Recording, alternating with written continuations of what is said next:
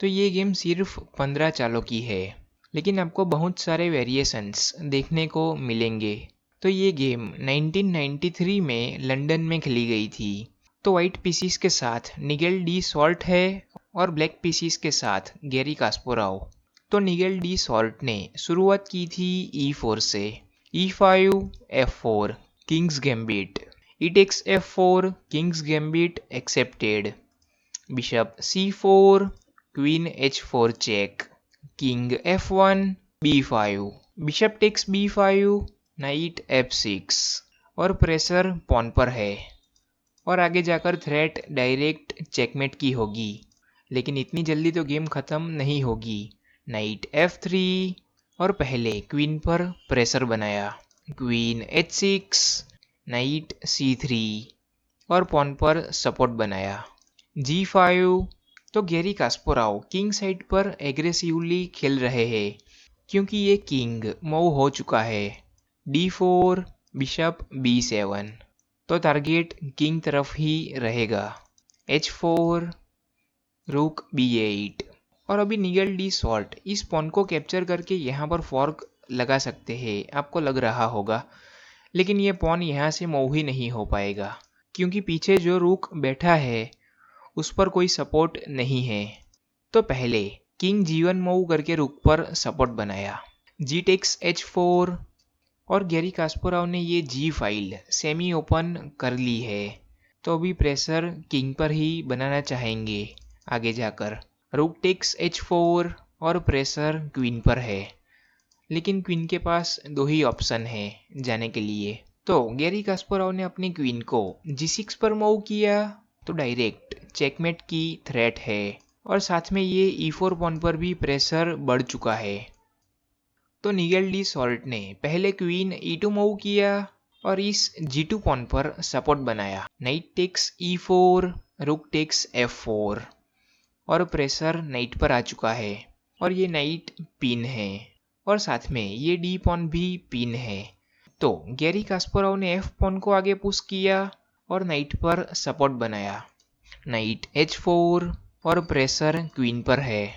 तो कास्पारोव ने अपनी क्वीन को G5 पर मूव किया और अभी इस पोजीशन में वीडियो पॉज करके सोचिए कि निगेल डी सॉल्ट ने क्या मूव किया होगा, जिसके बाद कास्पारोव ने रिजाइन ही कर दिया। तो निगेल डी सॉल्ट ने नाइट टेक्स E4 मूव किया और इस नाइट को कैप्चर किया और इस मूव के बाद कास्पारोव ने रिजाइन ही कर दिया। तो रिजाइन की वजह मैं बताता हूँ, ध्यान से समझिएगा। तो पहले देखते हैं कि ब्लैक अगर इस नाइट को कैप्चर कर लेता है अपने पॉन से, लेकिन फिर रुक टेक्स बिशप चेक और रुक यहाँ से मूव होने के बाद ये बिशप का डायगोनल खुल जाएगा और फिर डिस्कवर अटैक क्वीन पर आएगा तो ब्लैक की क्वीन चली जाती। तो इस पॉन से तो नहीं ले पाएंगे नाइट को, और ब्लैक अगर इस बिशप से लेता है नाइट को तो रुक टेक्स बिशप चेक और फिर वापस प्रेशर क्वीन पर आएगा तो ब्लैक की क्वीन चली जाती। तो इस नाइट को नहीं ले पाएंगे, तो अभी प्रेशर क्वीन पर है। तो अभी देखते हैं कि क्वीन के पास कितने ऑप्शन हैं जाने के लिए। तो एक तो D8, E7, G7 और यहाँ पर तो नहीं ला सकते H6 पर, वो भी मैं बताता हूँ क्यों। और ये बाकी के स्क्वायर्स तो कवर है। तो आपने समझ लिया होगा कि कितने स्क्वायर्स बचे हैं। तो क्वीन अगर H6 पर आती है तो नाइट D6 और डबल चेक है, नाइट और क्वीन दोनों से है और डबल चेक में तो किसी भी पीस को नहीं ले सकते, किंग को ही मूव होना पड़ता है और किंग के पास एक ही ऑप्शन है।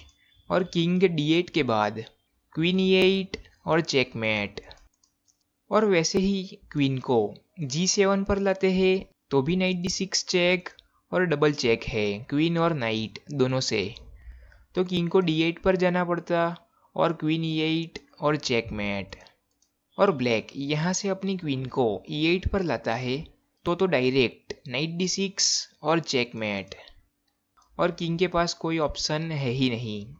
और ब्लैक अपनी क्वीन को E7 पर लाता है तो यहाँ से नाइट टेक्स F5 करके क्वीन पर प्रेशर बना सकते हैं तो फिर वापस क्वीन को मूव करना पड़ेगा, और क्वीन को मूव करते ही बहुत बड़ी प्रॉब्लम आने वाली है। इन स्क्वायर्स पर तो क्वीन को ला ही नहीं सकते, क्वीन को D8 पर तो ला ही नहीं सकते, क्योंकि डायरेक्ट चेकमेट ही आ रहा है इस नाइट को मूव करके। और ब्लैक अपनी क्वीन को यहाँ से दूर नहीं ले जा सकता, क्योंकि फिर नाइट D6 और किंग मूव होने के बाद सीधा चेकमेट ही है। और ब्लैक यहाँ से अपनी क्वीन को E6 पर लाता है, तो बिशप C4 आ रहा है और साथ में क्वीन पर प्रेशर बनेगा, तो बहुत ही डेंजरस अटैक आएगा। तो इसी वजह से नाइट टेक्स नाइट के बाद कास्पारोव ने यहाँ से रिजाइन ही कर दिया। और ऐसी ही गेम्स देखते रहने के लिए चैनल पर बने रहिए।